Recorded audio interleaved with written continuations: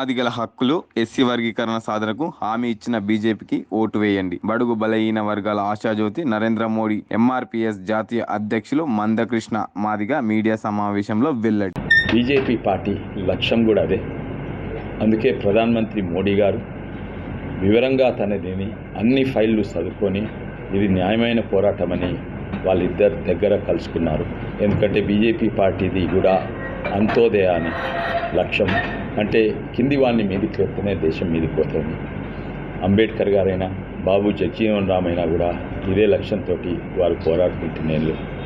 మాకు చాలా సంతోషం ఈరోజు, ఎందుకంటే మందకృష్ణ మాదిగ గారు వారు వికారాబాద్కి వచ్చి మా బీజేపీ పార్టీ ఎంఆర్పీఎస్ అందరు కలిసి ఓ బహిరంగ సభ పెట్టుకుంటున్నారు.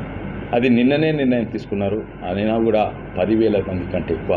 ఈ లక్ష్య సాధనలో ఎన్నో ఆటుపోట్లు, ఎన్నో కష్టాలు, ఎన్నో అడ్డంకులను చూస్తూ అధిగమిస్తూ ప్రయాణం సాగుతున్న సమయంలో ఎంఆర్పీఎస్ ను మోసం చేసిన వాళ్ళు ఉన్నారు, ఎంఆర్పీఎస్ కు అండగా నిలబడుతున్న వాళ్ళు ఉన్నారు. మోసం చేసింది ప్రధానంగా కాంగ్రెస్ బీఆర్ఎస్ లో అయితే, అండగా నిలబడుతున్నది, హక్కున చేర్చుకున్నది ఎస్సీ వర్గీకరణ లక్ష్యాన్ని చేర్చడం కోసం, ఎస్సీ వర్గీకరణ లక్ష్య సాధనకు మార్గం సుగమం చేయడం కోసం ముందుకొచ్చింది బీజేపీ, ముఖ్యంగా దేశ ప్రధానమంత్రి గౌరవ నరేంద్ర మోడీ గారు. మరి 3 దశాబ్దాల మాదిగల ఎస్సీ వర్గీకరణ లక్ష్య సాధన వారి స్వప్నం నెరవేర్చే దిశగా గౌరవ ప్రధానమంత్రి గారు ముందుకొచ్చాడు కనుక నవంబర్ 11వ తారీఖు నాడు 2023 హైదరాబాద్ పరేడ్ గ్రౌండ్ లో జరిగిన మాదిగల విశ్వరూప మహాసభకు వచ్చి మాదిగల ఆవేదనను కల్లారా చూశాడు. మాదిగల ఆకాంక్షని సంపూర్ణంగా అర్థం చేసుకున్నాడు.